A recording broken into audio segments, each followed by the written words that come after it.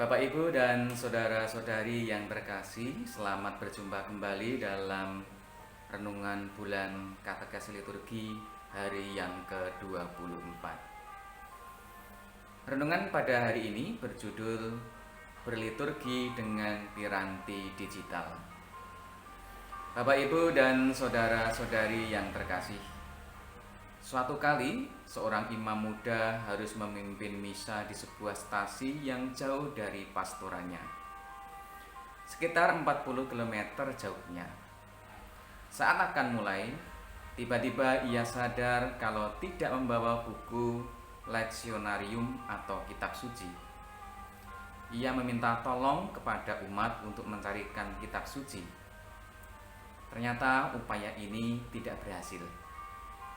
Imam yang masih muda dan kreatif itu akhirnya ingat bahwa ada aplikasi kitab suci di dalam HP-nya.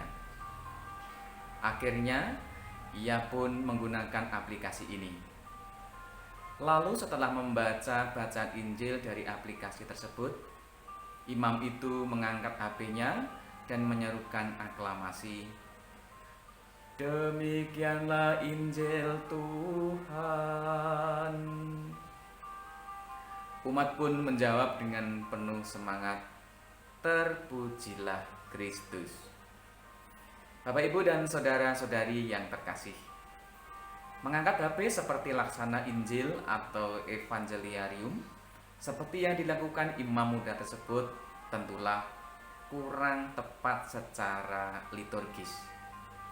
Namun dari kisah di atas, membaca kitab suci dari aplikasi di HP dapat dimengerti sebagai situasi darurat, bukan keadaan normal.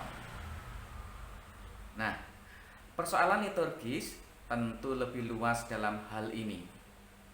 Bolehkah berliturgi dengan piranti digital?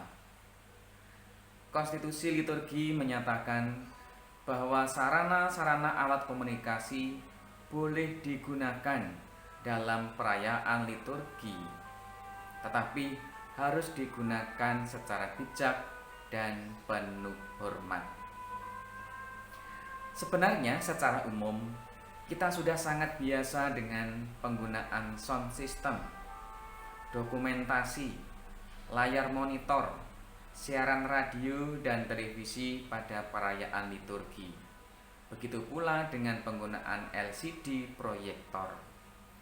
Hanya saja, LCD proyektor ini sebaiknya hanya digunakan pada saat atau bagian tertentu dari perayaan Ekaristi, seperti saat penayangan syair nyanyian atau refren Mazmur tanggapan dan sebagainya, dan bukan sepanjang misa. Bila ada tim dokumentasi yang merekam misa tersebut, sebaiknya gambar yang muncul di monitor itu dibatasi pada panti imam, terutama pada imam atau orang yang sedang bertugas, dan bukan mencari wajah umat yang cantik atau ngantuk, sehingga malah mengganggu kekusukan perayaan. Bapak, Ibu, dan saudara-saudari yang terkasih, disinilah peran tim pelayanan liturgi di bawah pendampingan Romo Paroki.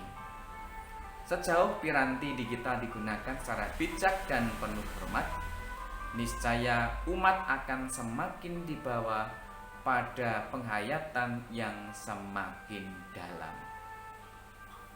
Bapak, Ibu, dan saudara-saudari yang terkasih, demikian renungan bulan Katekes Liturgi hari yang ke-24. Semoga menjadi berkat untuk kita semua. Terima kasih. Tuhan memberkati. Sampai jumpa lagi pada renungan hari berikutnya.